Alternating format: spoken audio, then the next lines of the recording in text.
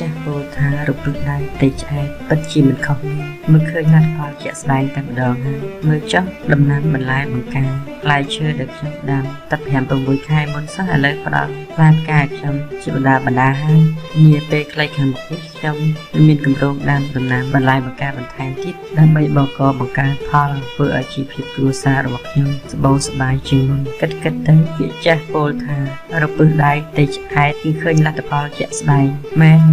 ដូចជាខ្ញុំបានដាំដំណាំចឹងឃើញលទ្ធផលគឺចេញមកផ្លែផ្កាហើយយើងបានឆ្អែតកាពះទៀតពេលទំនេរគួរតែដាំដំណាំទៅពីប្រសើរជាងព្រោះធ្វើដើមពិបាកវាចេញផ្លែជាផ្កាល្មមការដែលយើងយកពេលវេលារបស់យើងដ៏មានតម្លៃទៅធ្វើរឿងអត្ថប្រយោជន៍ជាច្រើននោះវាមិនផ្ដល់ផលពិធីកប់ចិត្តឲ្យយើងដូចជាការបងប្រាថ្នារបស់យើងទេដូច្នេះពេលទំនេរគួរតែដាំដំណាំទាំងអស់គ្នា